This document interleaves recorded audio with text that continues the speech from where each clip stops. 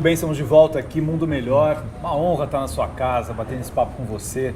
Hoje, esses convidados aqui tão especiais, falando de literatura, de cultura, de tristeza, de felicidade, de poesia. Mas eu queria mandar um abraço muito especial, muito carinhoso para o pessoal da Bahia. Eu estive aí dando 6 palestras em Feira de Santana, Vitória da Conquista, Salvador. E olha, eu fiquei fascinado com as histórias que vocês me contaram, com os projetos que são desenvolvidos na Bahia, um estado que tem a marca do voluntariado. Foi muito legal. Eu agradeço aos educadores por tudo que eu pude aprender com vocês. Aliás, você que também percorre feiras literárias de todos os lados, é tão interessante assim a gente ver, mesmo diante de dificuldades de alguns lugares, de professores, pessoas fazendo um milagre ali para ajudar o seu aluno a aprender a escrever, a gostar da literatura, né, João? É a palavra que você falou, milagre, porque eles, às vezes, numa condição totalmente desfavorável, para não dizer quase que dramática, conseguem arregimentar interesses, atenções, sensibilidade e ensinar, despertar o prazer, o carinho, o amor pela arte, pela educação, pelo mundo que está se abrindo. Exatamente. E é assim, qualquer lugar, né? Lugares menores você vê que sempre tem alguns anjos ali fazendo alguma coisa para as novas gerações, né? Eu nunca me esqueço uma experiência lá no Amazonas, em Manaus, professores que para participar do evento eles ficaram 10 dias de barco para chegar até lá, para aprender um pouco mais, para ensinar aquelas crianças, né? Quer dizer, o país é um continente, né? Com realidades, né? Urbanas, rurais ainda. Enfim, e o processo educacional dependendo de uma série de fatores. Sim. E tem gente valorosa ali, né, lutando para... Tem gente fazendo a coisa acontecer. Eu acho que quem gosta de ensinar, a gente vai lá e acaba aprendendo, né? Porque você aprende com o outro, né? Exatamente. Vamos falar desse livro aqui? Vamos. Aos 7, aos 40. Eu conheci você por esse livro, João. Conheci, gostei, reli, grifei o livro, assim, porque você tem uma estrutura... Primeiro que a ideia é muito legal. Como é que nasceu essa ideia de você mesclar um pouco essa história de alguém com 7, com 40, mas histórias que se cruzam? Então, eu acho que foi um determinado instante que eu estava começando quer dizer, que eu fiz um texto que revisitava o passado, a infância. E claro, você vai usar para construir algum imaginário que você tem, alguma coisa que já está dentro da sua raiz, que você tem mais proximidade. Não vou escrever sobre um lugar que eu não conheço. Então, fui buscar lá na memória o universo até de cravinhos da minha região para construir essa primeira história mais vivida por uma criança. Uhum. Daí me dei conta que essa criança estava vivendo um momento de aprender a ver o mundo. Então, praticamente, na própria educação, a gente sabe que se dá aos 7 anos. Claro que você já está vendo o mundo há algum tempo, mas quando você começa a entrar na escola, você passa a ver o mundo também da palavra, o mundo que se constrói por meio da palavra. E aí depois fui fazendo várias histórias com esse personagem e de repente falou, mas falta esse personagem lá na frente, quando ele já tem uma visão de mundo. Uhum. Porque aos 40 anos, que é uma idade mais ou menos, né, considerada como um sujeito já tem, né, uma certa maturidade, um senso de razão, tal. Quer dizer, a história dele vai continuar, espero que se continue, mas uma visão de mundo ele tem, que pode ser alterada, melhorada, estreitada, aperfeiçoada, ampliada, mas ele já tem uma visão de mundo, enquanto aos 7 ele começou a ver o mundo. Uhum. E aí eu fui criando os capítulos desse personagem já aos 40, vivendo os seus embates com a cidade. Ele já moraria numa cidade grande, enquanto esse do 7 vem do mundo mais rural. E aí, a princípio, eu fiz separado, os 7 para cá e os 40 para cá. Depois achei que o embaralhamento faria mais sentido, até porque os textos de 40 foram pensados nos sentimentos de cada um dos capítulos do 7. Então, não são capítulos que eles têm uma coincidência temática, mas sim sentimental. Quer dizer, o que você sente quando você tem, pelo menos aí, um dos capítulos, quando você descobre o amor aos 7 anos? Uhum. E aos 40, quando você descobre que o amor não é para sempre, que ele pode acabar, que você pode ter outra oportunidade, reviver, renascer na outra pessoa, né, com um novo amor. Então, aí foi assim. E é legal a influência que ele tem aos 7, a influência que ele tem aos 40, o olhar que ele tem aos 7, aos 40, e aquilo que a gente falou da linguagem poética, né? Eu ia correndo a vida. Aos 7, a gente é assim. Pula de um doce para um brinquedo, de um brinquedo para uma tristeza. Tudo rápido no demorado da infância. Esse no demorado da infância parece que Guimarães gosta. O jeito de dizer, de colocar, é muito interessante. E o que é muito legal também para um autor, né? Eu acho que é imaginar o que a obra é capaz de fazer em quem lê. Porque você escreve e depois Sim. deixa de ser dono da obra. Para cada um ela ela vai... tem Exato, o leitor, como você estava lembrando, o escritor é o seu primeiro leitor. Mas ele encontra outros leitores que, de certa maneira, também estão escrevendo a obra que ele, de alguma maneira, encaixou. Quer dizer, que está ali, o outro está decifrando, né? Com o seu repertório.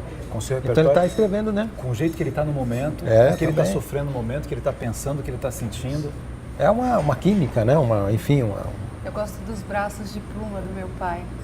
Tem esses braços de espuma. Os braços de Os braços de espuma é desse livro, né? Não, do outro livro, né? É do outro? Você tem 30 e... quantos livros? Acho que são 30, são 30. Aí confunde um com o outro, né? Que eu também, às vezes a pessoa me fala de uma personagem assim a Maricota, eu falei, a Maricota é do Mulheres de Água, é do Sol Depois da Chuva, é do... É porque é um universo ficcional que você criou, então na sua cabeça eles estão ali misturados, né? E um outro diz, não, mas esse está nesse livro, esse está no outro. Fronteiras, Cássia. Fronteiras. O que é esse Fronteiras? Esse é um CD que a gente fez com o Ricardo Bolonha, que é percussionista da USESP, maestro da USUSP. A gente tem esse duo já há uns 12 anos. Tem de tudo aqui? Tango? Na verdade tem música brasileira e música argentina. A história do tango, que é uma obra do Astor Piazzolla, que como dizem os títulos, Bordel 1900, Café, ele descreve a história do tango e depois quem nos concedeu esse repertório praticamente foi o maestro Ciro Pereira, já falecido, que era o maestro da jazz sinfônica e que escreveu, ele era um grande fã do Piazzolla, contemporâneo do Piazzolla, participou de competição, de concurso de composição com o Piazzolla e escreveu 2 arranjos do Astor Piazzolla pra gente e depois mais 3 obras dele mesmo. Dá para tocar alguma coisa aqui pra gente? Dá para tocar um trecho da história do tango, 1900.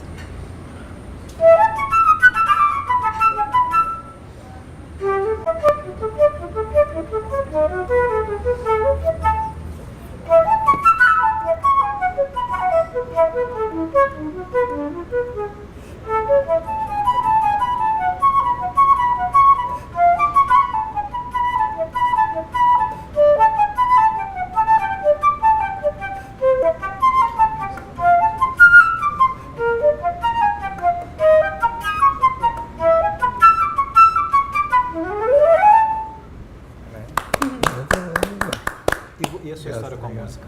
A minha história com a música? É uma história que data, como quase todos os músicos, desde os 5 anos. Eu estudei piano, depois... Mas incentivo familiar, você gostava? Incentivo familiar, não. Meu pai, então, a minha tia é professora de piano, é pianista. Você é de Cravinhos também, não? Não, a minha mãe era de Cravinhos. Minha família paterna é daqui. Então eu fui estudar flauta no clã do Zimbutril, comecei com a música popular. Depois a minha família se transferiu para Ribeirão Preto, onde tinha uma orquestra jovem, ainda tem uma orquestra sinfônica lá. Eu fui tocar na orquestra lá, fui aprender, fui tocar. Depois vim para cá, vim para a USP, estudar. Entrei na Experimental de Repertório, o maestro Jamil Maluf, que é um artista muito importante. Então, municipal, né? Ele é o maestro da Orquestra Experimental de Repertório. Depois ganhei uma bolsa, passei alguns anos, 4 anos estudando na Europa. Voltei, sou flautista do Teatro Municipal, da Jazz Sinfônica. Essa experiência de estudar fora dá uma outra dimensão para o músico, assim? Acho que dá uma outra dimensão para o ser humano, né? Uhum. Em primeiro lugar, assim, em princípio. Eu estudei na Hungria, primeiro, que é uma cultura muito diferente, e onde a música tem um papel... Era como se eu dissesse lá que eu estava estudando no ITA. As pessoas ficavam encantadas, era muito bacana.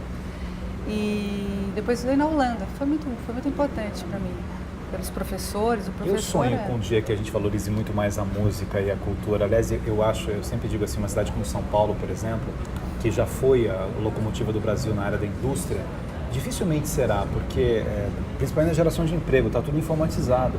A nova geração de emprego está na criatividade, está no teatro, está nas produções, está na música, né? tá na arte, como é que ela se desenvolve.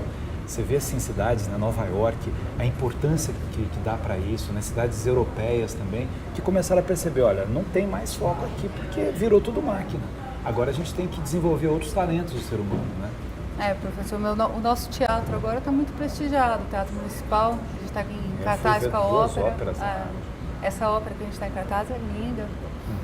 O Maestro Nestlé tá E as lá. pessoas vão, né? O Nestlé que é um marco, assim, foi na USESP, agora, aliás, que tem uma mulher escritora maravilhosa, estava lá, a gente Patrícia encontrou Mello. com ela lá, né? Com a Patrícia Mello. Eu fiquei feliz que a Alemanha estava colocando, eles têm uma lista lá das grandes personalidades literárias e ela era a única estrangeira que aparecia nessa lista, assim, nos primeiros lugares da lista. Bacana.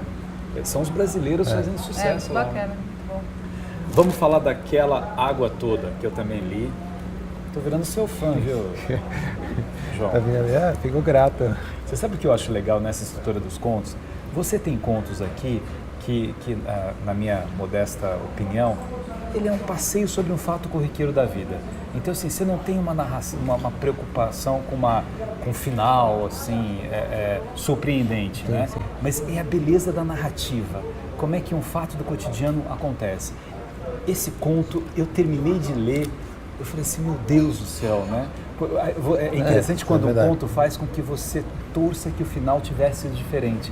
Mas é importante que o final seja assim, exatamente porque na vida você tenta fazer também, diferente. Né? Tem história que pede certos finais, né? E não tem como você não atender. Elas vão nascendo assim. Outras até você muda, né? Tialda era um mistério para mim. Existe a Tialda? Não. Menina tímida, de pouca conversa, tinha o dom de encantar com as palavras. Qualquer mal entendido entre os parentes, lá vinha ela por vontade própria ou convocada com urgência para colocar as coisas em ordem. Se um conflito avultava, Tialda o reduzia. Se o rio familiar transbordava de intrigas, ela o devolvia à calma de suas nascentes. Se o vento da discórdia soprava, ela o recolhia com a agilidade de quem caçava borboletas. Eu não vou falar do final, mas o final é surpreendente. Tem uma coisa só que você fala da explicação das consoantes e das vogais, deixa eu ver se eu acho aqui. Virei o rosto e me recusei a responder. Aí ela disse que o mundo era como o alfabeto, feito de vogais e consoantes. As vogais eram sons que nasciam quando o ar saía livremente pela nossa boca. As consoantes não. Os lábios, os dentes, a língua e o palato criavam obstáculos à passagem do ar quando a gente se pronunciava. Eu era uma vogal e tentava passar livremente pelo portão, mas as meninas consoantes haviam me impedido. Que coisa fantástica essa brincadeira aqui de vogal e de consoante. Nós somos meio isso, seres humanos, somos meio vogais que vão criando textos, né? E palavras, enfim. E tem gente que é leve, que faz a vida mais leve, e tem gente que é pesada e que faz a vida mais pesada. São até a maneira como você dosa ou como você segura essas palavras, ou você se apresenta como essas palavras, como esse texto, com essa sentença, com essa oração, com essa linguagem. E esse livro aqui te rendeu o Jabuti, você ficou na final do Jabuti, sim, né? Sim, nós fomos em segundo lugar no Jabuti. Muito bem, olha, vale a pena ler, não estou fazendo propaganda porque ele está aqui não, merece, é muito legal a gente valorizar os bons escritores que a gente tem, super legal, vou ler outros livros seus também, e a gente volta com o meu amigo Roberto Ravioli aqui no próximo bloco, comendo, estamos com fome. Toca pra gente? Depois você vai tocar e comer ao mesmo tempo? Né? Então aproveita para tocar agora. Para ninguém querer fazer Vou uma tocar criança. um trechinho. Né? Vou tocar um trechinho do Vou Vivendo. Vamos lá. Pixinguinho.